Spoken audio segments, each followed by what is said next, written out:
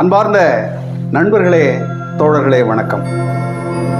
வருகிற 26ஆம் தேதி, அதாவது வர புதன்கிழமை அன்னைக்கு மகா சிவராத்திரி. அன்றோடு 45 நாட்கள் நடக்கின்ற உத்தரப்பிரதேசம் பிரயாக்ராஜில் நடக்கிற கும்பமேளா முடிவுக்கு வர இருக்கிறது.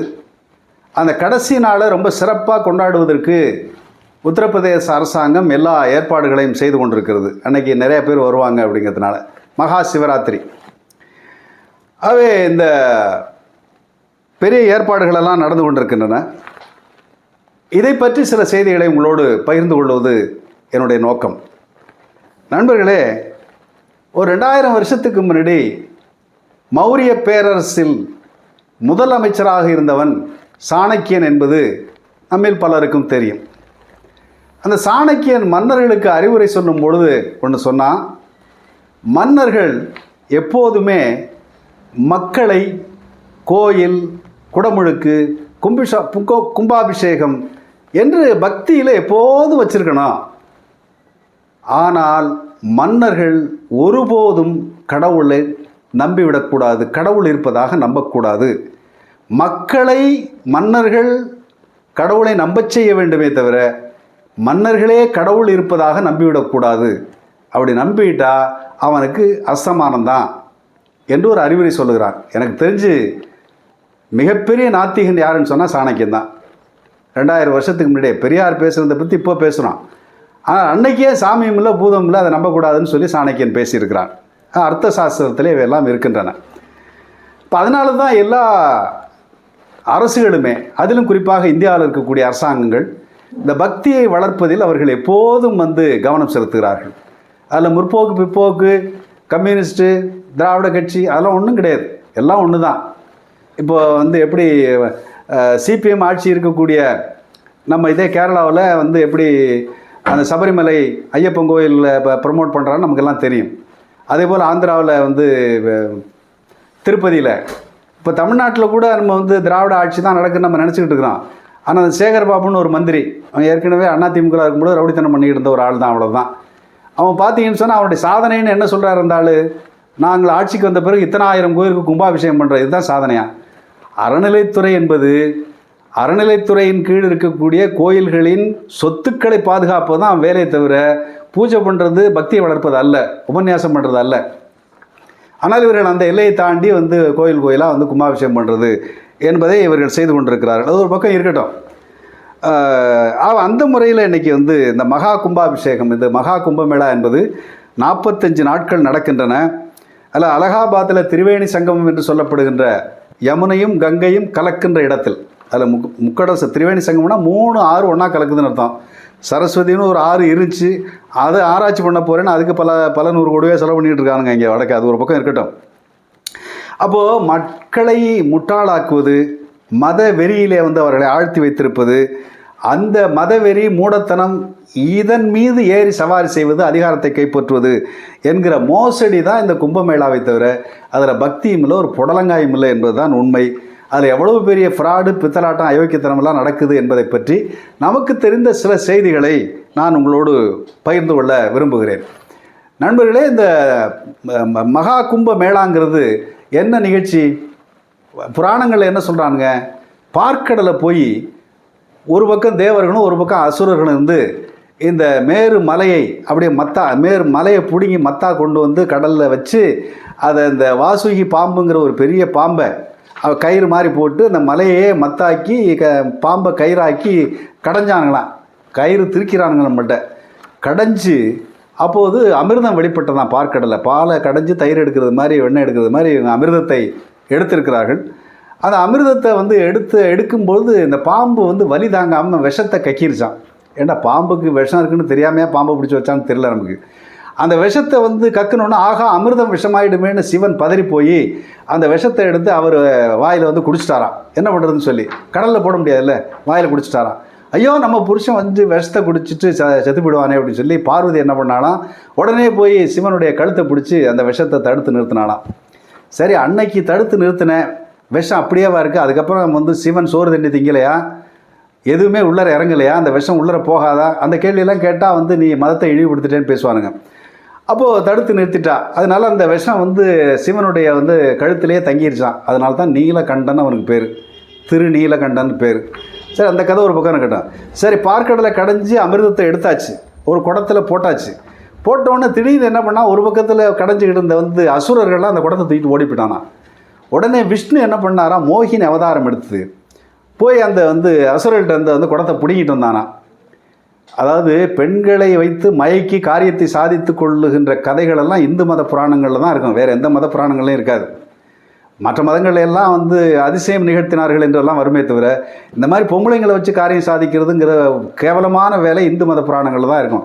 அது ஏராளமாக இருக்குது, அது ஒரு பக்கம் இருக்கட்டும்.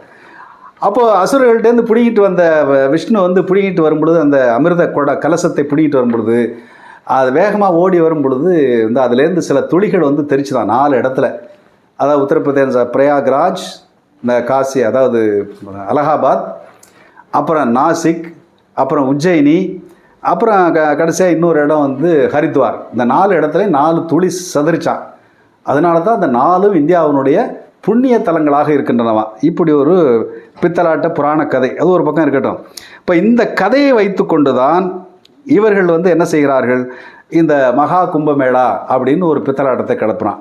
இந்த கும்பமேளாங்கிறது ஜனவரி பிப்ரவரி மாதத்தில் வரக்கூடிய இந்த அமாவாசை நாட்களில் அங்கே குளித்தா புண்ணியம்னு ஒரு கதையை கிளப்பி விட்டுருக்கான். அந்த கும்பமேளாவுக்கே 4 சொல்கிறான். வருஷா வருஷம் வர்ற கும்பமேளா சாதாரண வந்து கும்பமேளா.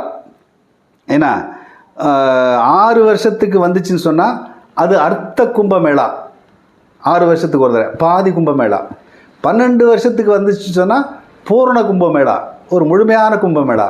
144 வருஷத்துக்கு ஒரு தடவை வந்தால் அது மகா கும்பமேளா. 144 வருஷத்துக்கு ஒரு தடவை வருகிறது மகா கும்பமேளா. அப்படி 144 வருஷத்துக்கு ஒரு தடவை வருகின்ற மகா கும்பமேளா தான் இந்த கும்பமேளா. அதனால் இந்தியாவில் இருக்கக்கூடிய பக்தர்கள் இந்துக்களெல்லாம் வந்து நீங்கள் வந்து உங்களுடைய பாவங்களை கழுவி சொர்க்கத்துக்கு டிக்கெட் வாங்கிட்டு நீங்கள் நேராக போய்க்கலாம் என்று ஒரு பிரச்சாரத்தை கட்டவிழ்த்து விட்டார்கள். இதை செய்வதற்கு வந்து என்ன ஆச்சுன்னு சொன்னால், இந்த உத்தரப்பிரதேச அரசாங்கம், மாநில அரசாங்கம் 7500 கோடி ரூபா செலவு பண்ணியிருக்கான். ஒரு சோத்துக்கு திண்டாடுகின்ற ஒரு நாட்டில் பக்திக்காக வந்து 7500 கோடி ரூபா.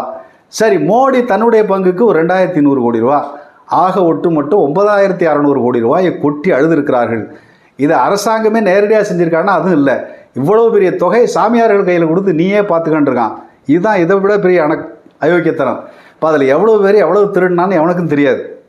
அதில் கார்ப்பரேட் முதலாளிகளை இங்கே டென்ட் அமைக்கிறான், வந்து நவீன வந்து வசதிகளை கொண்ட வந்து குடியிருப்புகள் அமைக்கிறான்னு சொல்லிட்டு அது ஒரு வேளை தங்குவதற்கு 61,000 ரூபாய் வாடகை வாங்குகிற டென்ட்டுகளெல்லாம் இருந்தன, அவ்வளோ ஆடம்பரமான டென்ட்டெல்லாம். அப்போ காசு இருக்கிறவன் போய் சௌரியமாக வந்து சாமி கும்பிட்டு வரலாங்கிறதான்.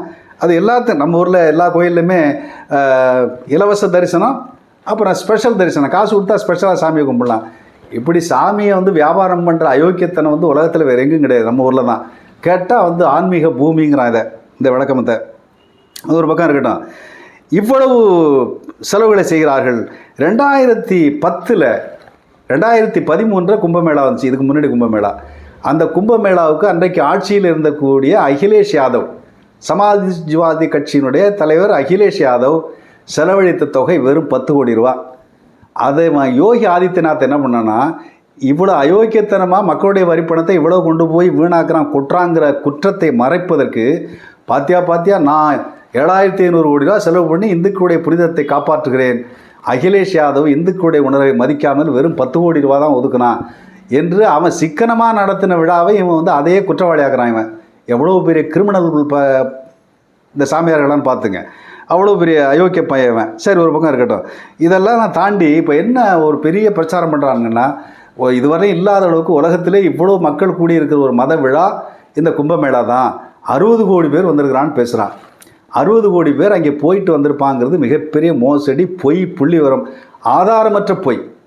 இப்போ 60 கோடி பேர் போகிறான்னா 45 நாளையில் என்ன அர்த்தம், ஒரு நாளைக்கு 1.5 கோடி பேர் போகிறான்னு அர்த்தம். ராத்திரிலாம் இங்கே போக முடியாது, 7 மணி 8 மணிக்கு மேலே இங்கே திரிவேணி சங்கமத்துக்கு போக முடியாது, தடை இருக்குது. விடிய காலம் 3:30 மணி 4 மணிக்கு தான் போகலாம். அப்போது ஒரு நாளைக்கு ஒரு 17 மணி நேரம் 18 மணி நேரம் போகிறான்னு சொன்னால் கூட ஒரு நாளைக்கு கிட்டத்தட்ட வந்து ஒரு 15 லட்சம் பேர் 20 லட்சம் பேர் அங்கே போகிறான்னு அர்த்தம். அப்போது ஒரு 4000 ஏக்கர் பரப்பளவு உள்ள ஒரு இடத்துக்கு 15-20 லட்சம் பேர் ஒரு நாளைக்கு போயிட்டு எப்படி திரும்பி வர முடியும்? போயிட்டு ஒரு நிமிஷம் அங்கே குளிச்சுட்டு வர்றதுனா கூட சாத்தியமா இது? இப்போ செய்திகளெல்லாம் என்ன சொல்லுகின்றன? 150 கிலோமீட்டர் 200 கிலோமீட்டருக்கு டிராஃபிக் ஜாம் ஆகி நகரவே முடியலைங்கிறான். அப்போ 150 கிலோமீட்டர் 200 கிலோமீட்டருக்கு போக்குவரத்தே ஸ்தம்பிச்சு போகின்ற அளவுக்கு இருக்குன்னா எப்படி இவ்வளோ பேர் போயிட்டு வர முடியும்? அப்போ 60 கோடி பேர் பக்தியை செலுத்தினார்கள், புண்ணிய நீராடினார்கள் என்பதே பித்தலாட்டம், முழு பொய். இது முதல் பொய். ரெண்டாவது, நம்ம சாதாரணமாக பார்க்குறோம், சபரிமலைக்கு சில லட்சம் பேர் போகிறாங்க, திருப்பதிக்கு சில லட்சம் பேர் போகிறாங்க, அதுவே நெரிசல் தாங்க முடியலை, பெரிய சிக்கல்லாம் வருது. ஆனால் 60 கோடி பேர் வந்தார்கள் என்று ஒரு பொய்யை சொல்லுகிறார்கள். ரெண்டாவது பொய் என்னன்னு சொன்னால், கடந்த ஜனவரி மாதம் 28ஆம் தேதி நெரிசலில் ஒரு 30 பேர் செத்தான்னு ஒரு கணக்காட்டுறான். இதுவரையிலையும் உண்மையாக செத்தவனுடைய எண்ணிக்கை எவ்வளோன்னு நமக்கு தெரியாது. 100க்கும் மேற்பட்டவர்கள் இருக்கும் என்று ஒரு கணக்கு சொல்லுகிறார்கள். சரி, அங்கே போயிட்டு வந்த பக்தர்கள் பல பேர் பார்க்குற இடமெல்லாம் பணமாக கிடந்துச்சுன்னு சொல்கிறான். அப்போ உண்மையான கணக்கை உத்தரப்பிரதேச அரசாங்கம் மறைக்கிறது என்பது தான் உண்மை. அந்த உண்மைக்கு இன்னொரு அவன் சொல்கிற கணக்கு பொய் கணக்கு. சாவு எண்ணிக்கை அதிகமாக இருக்கும் என்பதற்கு ஒரு சின்ன உதாரணம். கடந்த 16ஆம் தேதி டெல்லி ரயில்வே ஸ்டேஷனில் ரயிலில் சீட்டை பிடிக்கிறதுக்கு, ரயிலில் இடம் பிடிக்கிறதுக்கு போட்டி நடந்ததில் 19 பேர் நெரிசலில் சிக்கி தவிச்சிருக்கான். இப்போ டெல்லி ரயில்வே ஸ்டேஷன்லேயே ஒரு நெரிசல்லே ஒரு 19 பேர் செத்துருக்கிறான்னு சொன்னால், கும்பமேளாவில் எத்தனை பேர் செத்துருப்பான்னு யோசிச்சு பாருங்கள். அப்போது பல நூறு பேர் செத்திருப்பார்கள் என்பது நிச்சயம் உண்மை. அதை இந்த அரசு மூடி மறைக்கிறது. இது ரெண்டாவது ஃப்ராடு. மூணாவது ஃப்ராடு என்னன்னு சொன்னால், இந்த கும்பமேளா நம்முடைய வாழ்நாளிலே கிடைக்காத ஒரு அரிய வாய்ப்பு. இது 144 வருஷத்துக்கு ஒரு தடவை வரக்கூடிய ஒரு மிக முக்கியமான கும்பமேளா. இப்போ இருக்கக்கூடிய நமக்கெல்லாம் கிடைத்திருக்கிற ஒரு மாபெரும் வாய்ப்பு அப்படின்னு ஒரு பொய் பிரச்சாரத்தை இவன் அவுத்து விட்டுக்கிட்டே இருக்கிறான். இப்போது இந்த கும்பமேளா 144 ஆண்டுக்கு ஒரு முறை வருகின்ற சிறப்பு வாய்ந்த கும்பமேளான்னு சொன்னால், இதற்கு முந்தைய கும்பமேளா எப்போ நடந்திருக்கணும்? 1881 நடந்திருக்கணும். ஆனால் இவன் என்ன சொல்கிறானுங்க அப்படின்னு சொன்னால், 1989ஆம் ஆண்டு நடந்த கும்பமேளாவை இதே மாதிரி தான் சொன்னான். இது 144 வருஷத்துக்கு ஒரு தடவை வர்ற கும்பமேளா அப்படின்னு பிரச்சாரம் பண்ணானுங்க. 2001 நடந்த கும்பமேளாவுக்கு இதே கதையை அவுத்து விட்டானுங்க. இது 144 வருஷத்துக்கு ஒரு தடவை வருகின்ற கும்பமேளா. 2013 அகிலேஷ் யாதவ் காலத்துலேயும் இதே பொய்யை சொன்னானுங்க. 144 வருஷத்துக்கு ஒரு தடவை வர்ற கும்பமேளா. அப்போ 144 வருஷத்துக்கு முறை வருகின்ற ஒரு சிறப்பு வாய்ந்த கும்பமேளா என்கிற ஒரு பொய்யை திரும்ப திரும்ப சொல்லி இந்து நம்பிக்கை உள்ள எல்லா சாதாரண ஏழை எளிய மக்களை முட்டாளாக்கி இவன் பெரிய வியாபாரம் நடத்துகிறாங்கிறதா இதுலேருந்து நாம் தெரிந்து கொள்ளக்கூடிய ஒரு உண்மை. இப்போ 1989 நடந்த கும்பமேளாவுக்கு கூட்டமே போகலை. இப்போ அதுலேருந்து தான் என்ன ஒரு முடிவெடுத்தானுங்கன்னு சொன்னால், எதமாவது பொய்யை புழுக சொல்லி இந்த கூட்டத்தை சேர்க்கறதுங்கிறது அப்பையிலேருந்தே பிஜேபி ஆர்எஸ்எஸ்காரன் ஆரம்பிச்சிட்டான். இப்போ நடந்த கும்பமேளாவுக்கு கூட அலகாபாத் பல்கலைக்கழகத்து நிர்வாகவியல் துறை பேராசிரியர்களெல்லாம் கூப்பிட்டு வச்சு பேசி இதுக்கு கூட்டம் எப்படி சேர்க்கறது, என்னென்ன மாதிரி போய் சொல்லி என்னென்ன மாதிரி சென்டிமெண்ட் எல்லாம் கிளப்புனா கூட்டம் வரும் என்பதற்கெல்லாம் எல்லாம் கூட்டி வச்சு பேசி ஒரு பெரிய ஃப்ராடு திட்டத்தை போட்டு அதைத்தான் கடந்த 2 ஆண்டுகளாக பிரச்சாரம் செய்கிறார்கள் என்பதை நாம் புரிந்து கொள்ள வேண்டும். இப்போது உத்தரப்பிரதேசம் எவ்வளோ கேவலமான நிலைமையில் இருக்குதுங்கிறதுக்கு வேறு ஒன்றும் ஆதாரமே தேவையில்லை. அங்கேருந்து எவ்வளோ பேர் நம்ம ஊரில் வேலை தேடி வராங்கிற ஒன்றே போகிறோம். கல்வி கிடையாது, மருத்துவம் கிடையாது, வேலை கிடையாது, வளர்ச்சி கிடையாது, தொழில் கிடையாது, ஒன்றும் கிடையாது. ஆனால் பக்தியை மட்டும் வைத்துக்கொண்டு அங்கே அதிகாரத்தில் இருக்கின்ற வேலையைத்தான் இன்றைக்கு பிஜேபி கடந்த 10 ஆண்டுகளாக அங்கே செய்து கொண்டிருப்பதை நாம் பார்க்கிறோம். அப்போது இது ஒரு பக்கம் இவ்வளோ பெரிய ஃப்ராடை பண்ணிவிட்டு பக்தி என்பதை வைத்துக்கொண்டு ஒரு ஃப்ராடை பண்ணுறான், மக்களை முட்டாளாக்குறாங்கிறது ஒன்று. இந்த கும்பமேளா நடத்தினதில் மிகப்பெரிய சுகாதார சீர்கேடு நடந்திருக்கிறது. அந்த சுகாதார சீர்கேடு தான் இன்னும் மோசமானது. இப்போது கங்கையும் யமுனையும் மனித மலத்தால் நிரம்பி வழிகிறது என்று நாம் சொல்லவில்லை. மோடி அரசாங்கத்தில் இருக்கக்கூடிய ஒன்றிய மாசு கட்டுப்பாட்டு வாரியம் அறிக்கை அளித்திருக்கிறது. யாருக்கு அறிக்கை கொடுத்துருக்குது? தேசிய பசுமை தீர்ப்பாயத்துக்கு, நேஷனல் கிரீன் ட்ரிபியூனல். அதுக்கு ஒரு அறிக்கை கொடுத்துருக்குறான். ஐயா, வழக்கமாக இருப்பதை விட பல மடங்கு மலம் கங்கை நதியிலே கலந்திருக்கிறது. அது குளிப்பதற்கு லாயக்கற்ற தண்ணீராக மாறி போய்விட்டது. அதனால் யாரையும் குளிக்க சொல்லக்கூடாது. அது நோய்களை பரப்புவதற்கு எல்லா வாய்ப்புகளும் உள்ள தண்ணீராக மாறி இருக்கிறது என்று அறிக்கை கொடுத்திருக்கிறார்கள். அந்த தேசிய பசுமை தீர்ப்பாயம் உத்தரப்பிரதேசத்தினுடைய இந்த மாசு கட்டுப்பாட்டு வாரியத்தை கூப்பிட்டு, ஏண்டா இவ்வளவு பேரை கூட்டுறீங்களே, இவ்வளவு பேர் வந்தால் என்னென்ன மாதிரி சிக்கல்கள்லாம் வரும், என்னென்ன மாதிரி சுகாதார சீர்கேடுகள் வரும், இதை எப்படி தடுப்பது என்பதை பற்றி ஏதாவது திட்டம் வச்சுருக்கியா, எந்த ஏற்பாடும் செய்யாமல் இன்றைக்கி பெரிய சிக்கலை கொண்டாந்து விட்டுட்ட என்று உத்தரப்பிரதேச மாசு கட்டுப்பாட்டு வாரியத்தை தேசிய பசுமை தீர்ப்பாயமும் ஒன்றிய மாசு கட்டுப்பாட்டு வாரியமும் கண்டித்திருக்கின்றன.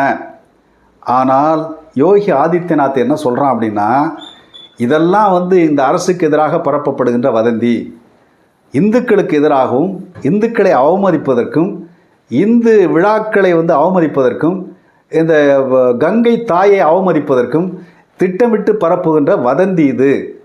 எங்களுடைய நற்பெயரை கெடுப்பதற்கு இவர்கள் செய்கிறார்கள். நற்பெயரை கெடுக்கிறது யார்? மோடி தலைமையில் இருக்கக்கூடிய மாசு கட்டுப்பாட்டு வாரியம், மோடி தலைமையில் இருக்கக்கூடிய ஆட்சியும் அந்த பசுமை தீர்ப்பாயம், ரெண்டு ஒன்றிய அரசாங்கத்தினுடைய அமைப்பு. அப்போ யோகி ஆதித்யநாத்துக்கு எதிராக பொய்களை பரப்புவது யார்? அவருடைய கருத்துப்படி மோடி தான் வதந்தியை பரப்புகிறார்னு யோகி குற்றம் சாட்டுறாருன்னு அர்த்தம். அதுக்கு அது ஒரு காலம் அவங்களுக்குள்ளே இருக்கக்கூடிய உள் சண்டை என்னன்னு நமக்கு தெரியாது. அதனால் இதெல்லாம் வைத்துக்கொண்டு இவர்கள் இந்துக்களுக்கு எதிராக அவதூறு பரப்புவதாக பேசுகிறார்கள். இது ஒரு மிகப்பெரிய வியாபாரமாக மாற்றுவதற்கு என்ன செய்கிறான்னு சொன்னால், அதானியை கூப்பிட்டு குளிக்க வைக்கிறான், அம்பானியை கூப்பிட்டு குளிக்க வைக்கிறான், பெரிய பெரிய ஆட்களெல்லாம் கூப்பிட்டு குளிக்க வைக்கிறான். மோடி போய் குளிக்கிறாரு. அவனுக்கு ஆற்றுல குளிக்கிறது என்னன்னே தெரியல மோடிக்கு. மோடி, அமித்ஷா இவன்லாம் பூரா குளிக்கிறான். தமிழ்நாட்டிலேருந்து அண்ணாமலை போய் குளிச்சுட்டு வந்திருக்கிறானுங்க. இப்படி பெரிய பெரிய நம்ம பொறுப்புகளில் இருப்பவர்களெல்லாம் கொண்டு குளிக்க வைத்து எல்லோரையும் அங்கே இழுக்கிறார்கள். ஆனால் கங்கை யமுனையினுடைய நீர் என்பது மிக ஆபத்தான நீராக மாறி இருக்கிறது. காலரா, இது மாதிரி கழிச்சல், இது மாதிரி டயரியா, இது மாதிரி கடுமையான தண்ணீரிலிருந்து பரவக்கூடிய கடும் நோய்கள் பரவுவதற்கான எல்லா வாய்ப்புகளும் அந்த தண்ணியில் இருக்குது. அந்த தண்ணியை பயன்படுத்தக்கூடாது என்று எச்சரித்திருக்கிறது. ஆனால் என்ன பூரா எல்லா புயலும் போய் அவ்வளோ பார்க்கும் பொழுதே அருவருப்பாக இருக்குது, ஒமட்டுது. அந்த தண்ணியில் குளிக்கிறான், அதை எடுத்து வாய்ப்புள்ள வேற போட்டுக்கிறானுங்க. இவ்வளவு மூடத்தனம் அங்கே மண்டி கிடக்கிறதை தான் அந்த இது நமக்கு காட்டுது. அப்போது யோகி என்ன சொல்லுகிறாருன்னு சொன்னால், இந்த உண்மைகளையெல்லாம் பேசுபவர்களை சனாதனத்தின் எதிரிகள்னு அடுத்த கட்டத்துக்கு போகிறான். இப்போ இந்துக்களுடைய ஒட்டுமொத்த எதிரி என்று அடுத்த கட்டத்துக்கு போகிறார்கள். இப்படி முழுக்க பார்த்தீங்கன்னு சொன்னால் பொய்யையும் அவதூறுகளையும் பேசிக்கொண்டு மக்களை மூடராக்குகின்ற வேலையைத்தான் இவர்கள் செய்கிறார்கள். இன்றைக்கி அந்த பிரயாக்ராஜ் முழுவதுமே திறந்த வெளி மலக்காடாக இருக்கிறது என்று சொல்கிறார்கள். அந்த மலைக்காட்டில் இறங்கி தான் நடந்து போய் வந்துக்கிட்டு இருக்காங்க. அப்படி பார்க்குறதுக்கு அருவருப்பாக இருக்குது. அதெல்லாம் தாண்டி யோகியினுடைய யோகிதை என்னன்னு பாருங்கள். 2018 அது கங்கை, அந்த பிரயாக்ராஜ், அந்த கங்கை கரை இருக்குது பார்த்தீங்களா, அந்த திரிவேணி சங்கமம், அது புனிதமான இடத்து மந்திரி சபை கூட்டத்தையே அங்கே கொண்டு போய் நடத்துகிறான். உலகத்தில் இப்படிப்பட்ட அயோக்கியர்கள் உலகத்தில் யாரும் இருப்பானான்னு தெரியல. மந்திரி சபை கூட்டம் செக்ரட்டேரியட்டில் நடக்கணும் நியாயமாக. அது புனிதமான இடத்துல புனிதமான இடத்துல மந்திரி சபை கூட்டம் என்ன உத்தரப்பிரதேசம் புனிதமாயிடுமா? ஏன்னா அது இத்தனை ஆண்டு ஆன பிறகு சோத்துக்கு வழி இல்லாத மாநிலமாக தானே இருக்குது. அதையெல்லாம் மறைத்து விட்டு பக்தியை விதவிதமான வழிகளிலே அவர்கள் பரப்புகிறார்கள் என்பதைத்தான் நாம் பார்க்கிறோம். 2047 இந்தியா வளர்ந்த நாடாகும் என்று மோடி திரும்ப பேசிட்டு இருக்காரு. விக்சித் பாரத். இந்த விக்சித் பாரத் உண்மையிலேயே மலக்குழியாக இருக்குமே தவிர எந்த வகையிலும் பகுத்தறிவு மிக்க நாகரிகமிக்க மனிதர்களின் நாடாக இருக்காது என்பதற்கு இந்த கும்பமேளாவே ஒரு சான்று. அப்போது அறிவை, சிந்தனையை, தர்க்க ஞானத்தை ஒழித்து மூடத்தனத்தை வளர்ப்பது தான் இந்த கும்பமேளாவின் நோக்கம். மூடத்தனத்தை வளர்ப்பதற்கு 3 நோக்கங்கள் இருக்கின்றன. ஒன்று, மக்களை எப்போதும் மூடத்தனத்தில் மூழ்கடித்து சிந்திக்க விடாமல் தடுப்பது.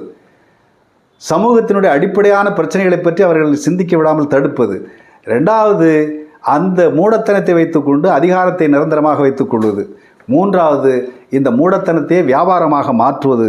இதுதான் அவருடைய தந்திரமாக இருக்கிறது. இதற்குத்தான் இவர்கள் இதை செய்து கொண்டிருக்கிறார்கள். அப்போது இது போன்ற மத விழாக்கள் பெரும் ஆபத்தானவை. இந்த மத விழாக்களிலே நடக்கின்ற எந்த ஒரு அசம்பாவித சம்பவங்களுக்கும் மரணங்களுக்கும் அரசு பொறுப்பதே. 100 பேர், பல பேர் செத்து போயிருக்கிறான். அவனுக்கெல்லாம் எந்த நிவாரணமும் கிடையாது, எந்த வாய்ப்பும் கிடையாது. அவர்கள் அப்படியே கைவிட்டு விட்டார்கள். அரசாங்கம் ஆமாம் நாங்கள் பாதுகாப்பு ஏற்பாடுகளை செய்வதில் ஏதோ தவறு நடந்திருக்குது என்று குறைஞ்சபட்சம் ஒரு வருத்தம் கூட தெரிவிக்கலை. ஆனால் கூப்பிடுறது என்ன சொல்கிறேன்னா, அதை சொல்லி இதை சொல்லி மகா கும்பமேளா வந்தால் பாவமெல்லாம் போகும் அப்படின்னு சொல்லி குழந்தைகள் 8 வயசு 10 வயசு குழந்தைகளெல்லாம் தூக்கிட்டு போகிறாங்க. ஏண்டா 8 வயசு 10 வயசு குழந்தைகளே என்ன பாவம் பண்ணோம்? அதை எதுக்கு தூக்கி போய் கழுவுற? நீ தடிமாடு மாதிரி இருக்கிறவன் எல்லா ஃப்ராடும் பண்ணியிருப்ப, பாவத்தை கழுவுனே நம்பினா கூட அதில் ஒரு அர்த்தம் இருக்குது. 8 வயசு 10 வயசு பிள்ளைகள்லாம் பாவம்னா என்னன்னே தெரியாது, அதையும் கொண்டு போய் குளிப்பாடுறான். இப்படி மூடத்தனத்தை அவர்கள் எந்த விதமான சிந்தனையும் இல்லாமல் வளர்க்கிறார்கள் என்பதைத்தான் நாம் பார்க்கிறோம். ஆகவே அது மட்டும் இல்லை, அங்கே போய் செத்து போனவங்களும் பிஜேபிக்காரன் என்ன சொல்கிறான்னு சொன்னால், அவர்கள் செத்து போனவர்களுக்காக யாரும் கவலைப்படாதீங்க, அவர்கள் நேராக சொர்க்கத்துக்கு போயிடுவாங்க, கங்கை கரையில் வந்து செத்து போனால் சொர்க்கத்துக்கு நேராக போயிடலாம் டிக்கெட் வாங்கிட்டு என்று மனித உயிர்களை கூட எவ்வளவு மலிவாகவும் அலட்சியமாகவும் இவர்கள் பேசுகிறார்கள். இந்த கும்பல் வந்து சமூகத்திற்கு எவ்வளவு ஆபத்தான ஒரு கும்பல் என்பதை நாம் இந்த மாதிரி விஷயங்களை தான் தெரிந்து கொள்ள முடியும். அதனால்தான் தந்தை பெரியார் சொன்னார், இந்த கடவுளை பரப்புவன் அயோக்கியன் என்று சொன்னார், கடவுளை கும்பிடுவனை முட்டாள் என்று சொன்னார், கடவுளை நம்புவனை வந்து காட்டுமிராண்டி என்று சொன்னார், பரப்புவனை அயோக்கியன் என்று சொன்னார். இப்போ இவர்களெல்லாம் அயோக்கியர்கள் என்பதற்கு வேறு ஏதாவது சான்று வேணுமா? இதுதான் சான்று. ஆகவே தந்தை பெரியார் சொன்னதைப் போல பக்தியையோ கடவுள் நம்பிக்கையை எவனாவது பரப்புனா, அவன் எந்த மதத்தை சார்ந்தவனாக இருந்தாலும் சரி, பக்தியை பரப்பினால், கடவுளை வைத்து பிரச்சாரம் செய்தால் அவர்கள் சமூகத்தின் எதிரிகள், அவர்கள் மிகப்பெரிய பித்தலாட்டக்காரர்கள் என்பதை நாம் புரிந்து கொள்ள வேண்டும். ஆகவே தமிழ்நாடு வந்து இப்போ இந்த தமிழ்நாட்டிலேருந்து பெரிய அளவுக்கு அங்கே யாரும் போனது மாதிரி தெரில. ஒருத்தரும் போகலேங்கிறதுனால அண்ணாமலை போய் பிடிச்சிட்டு ஒரு ஃபோட்டோ எடுத்து போட்டுக்கிறான். அதனால் தமிழ்நாட்டில் இருக்கக்கூடிய பார்ப்பனர் கூட யாரும் பெருசாக போனதில்லை. ஆகவே தமிழ்நாட்டினுடைய பகுத்தறிவு பண்பாடு என்று இந்த மூடத்தனத்தை வளர்க்கின்ற பார்ப்பனர்கிட்ட கூட இருக்குது. நம்ம ஏன்டா போய் அங்கே போய் குடிச்சிட்டு வந்து சீக்க வாங்கிட்டு வரணும்னு எல்லாரும் அக்கராட்டிலே ஒதுக்கிட்டாங்க. அதே போல் தமிழ்நாடு இதிலிருந்து ஓரளவு தப்பித்திருக்கிறது என்று கூட நாம் சொல்லலாம். ஆகவே அது ஒரு பக்கம் இருந்தாலும் இன்றைக்கு தமிழ்நாட்டில் பக்தியை வைத்துக்கொண்டு சமூகத்தை பிளவுபடுத்துகின்ற வேலையை இந்த பிஜேபி ஆர்எஸ்எஸ் எத்தனை முறை தோற்றாலும் அவர்கள் திரும்ப திரும்ப அதையே செய்து கொண்டிருக்கிறார்கள். இன்றைக்கு திருப்பரங்குன்றத்தில் அங்கே இருக்கக்கூடிய பள்ளிவாசலை வைத்துக்கொண்டு ஒரு பிரச்சனை கிளப்பி இருக்கிறார்கள். தமிழ்நாட்டில் தொடர்ந்து இது போன்ற மத பகைமைகளை உருவாக்குவதற்கு இந்த பக்தி அவர்கள் ஒரு ஆயுதமாக பயன்படுத்துகிறார்கள். பக்தி என்பது ஒரு மோசமான ஆபத்தான ஒரு ஆயுதம். அந்த ஆயுதத்தை பிஜேபி ஆர்எஸ்எஸ் போன்ற கிரிமினல்கள் பயன்படுத்துவதற்கு நாம் அனுமதிக்கக்கூடாது. அப்போ அனுமதிக்கக்கூடாது என்று சொன்னால் பக்தி என்பது புனிதம் என்பதெல்லாம் எப்படி ஒரு பித்தலாட்டம் என்பதை நம்முடைய மக்களுக்கு நாம் சொல்ல வேண்டும். தந்தை பெரியார் தன்னுடைய வாழ்நாளில் எவ்வளவு கூர்மையாக இந்த மோசடிகளை அம்பலப்படுத்தினாரோ அதைவிட கூடுதலான கூர்மையோடும் அறிவு தெளிவோடும் நாம் இந்த மக்களை தெளிவு பெறச் செய்ய வேண்டும். அந்த கடமையை தமிழ்நாட்டில் இருக்கக்கூடிய பகுத்தறிவாளர்கள், ஜனநாயகவாதிகள், முற்போக்குவாதிகள் அனைவரும் செய்ய வேண்டும். அது இந்த நேரத்தின் கட்டாயம். அதைத்தான் இந்த கும்பமேளா நமக்கு உணர்த்துகிறது. நன்றி, வணக்கம்.